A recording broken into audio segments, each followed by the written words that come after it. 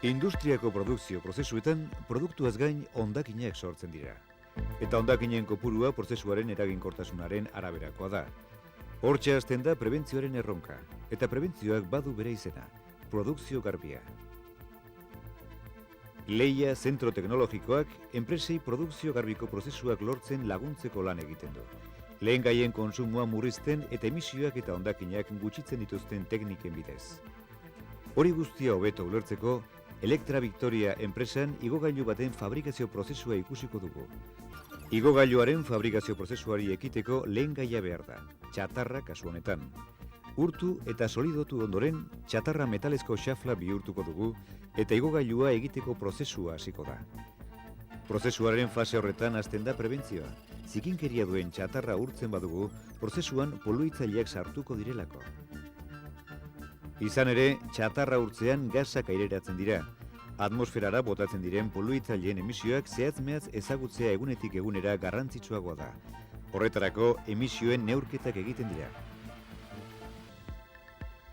Atmosferara doazen emisioak murrizteko, kalitate hobeko lehengaia erabiltzetik abia gaitezke, lehengai garbiagotik.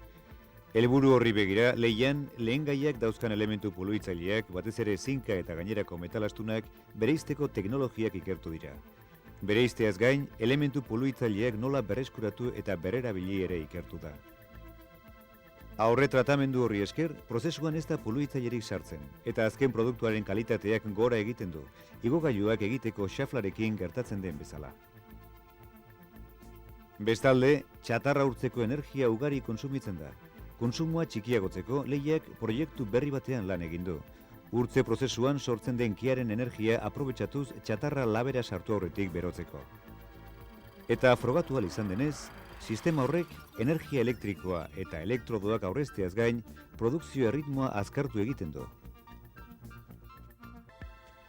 Txatarra urtu, galdatu eta xafla bihurtu ondoren, has gaitezke lanean materialarekin. Ondorengo urratsa ebaketa da. Ebaketa makinek likidoa behar dute. Ebaketa emulsioa edo taladrina izenez ezagutzen dena. Mekanizatuan egiten diren piezak erdoilaren aurka babesteko eta hotz mantentzeko. Era berean, marruskadura koefizientea murrizten dute. Mekanizatuan sortzen den beroa eroaten dute eta txirbila ere eramaten dute. Baina taladrinek konposatu organiko ugari dituzte. Eta temperaturaren eraginez, mikroorganismoek konposatu organiko horiek degradatu egiten dituzte. Beraz, beren zeregina jada ondo betetzen ez dutenean, edo konposatu organiko degradatuak langileen osasunarentzat arriskutsu bihurtzen direnean, likido hori aldatu egin behar izaten da. Agortutako taladrinak toksikoak eta arriskutsuak direnez, kudeaketa egokia behar dute. Lehiak, Tema SL enpresarekin elkarlanean, taladrinak tratatzeko redox teknologia garatu du. Sistema horrek taladrinen iraupena 150 luzatzen du, eta ondorioz, enpresak bai lehengaien konsumoan eta bai hondakinak kudeatzeko kostuetan diru aurrezten du. Ebaketa bukatu eta gero, pieza garbitzera bidaltzen da, eta ondoren tratamendu galbanikoa egiten da, hau da, gainazaleko tratamendua. Galbanizatzea xaflaren gainean metalezko geruza mehe bat jartzea da. Xaflari itxura dotoreagoa emateko edota erdoilaren aurka babesteko. Operazioiek bainu galbaniko baten bidez egiten direnez, gero piezak garbitu egin behar izaten dira. Garbiketan erabilitako urak aditibo eta metal ugari izaten du, beraz oso ur poluitzailea da. Ur hori arazteko prozesuan loi kopuru handia sortzen da. Gero atera behar izaten dena, eta ondorioz, arazketan erabiltzen diren produktu kimikoek eta loiak garraiatzeak eta isurtzeak produktuaren kostua handitu egiten dute. Produkzio prozesuaren fase horretan sortzen diren ingurugiro arazoen eragina murrizteko leian mintzen teknologia garatu da. Teknologia horrek ingurugiro arazoa biziki txikiagotzea lortu du. Ura tratatzeko kostua eta lehengaien kostua nabarmenki murrizteaz gain. Prozesua aurrera doa, eta gainazaleko tratamendua bukatu ondoren pieza pintatzera eramaten da. Pistolaz pintatzen denean ere hondakinak eta emisioak sortzen dira.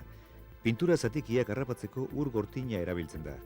Baina sistema hori erabilita ere, pinturaren zatiki eta konposatu asko lantokiko airera iragaiten dira. Arazoari aurre egiteko, leian sistema zurgatzaile araztaile bat diseinatu dute. Oso eraginkorra eta merkea. pinturetako disolbatzaileak konposatu organiko lurrunkorrak izenekoak harrapatzeko gai dena. Sistemak airea zurgatu eta burbuila garbigailu batean olio antze batean barrena iraganarazten du. Han gasaren eta likidoaren arteko ukipena gertatzen da. Konposatu poluitzaileak olioan gelditzen dira eta airea garbi ateratzen da. Gerora, distilazio prozesu erraz baten ondoren, disolbatzaileak oliotik bereizi egiten dira. Horrela, disolbatzaileak berriro pintatze prozesuan erabil daitezke. Igogailua margotuta eta tresneria hidraulikoa eta elektrikoak muntatu ondoren, igogailuaren fabrikazio prozesua bukatzen da. Bildu eta Elektra Vitoriatik dagokion tokira bidaltzea besterik ez da geratzen.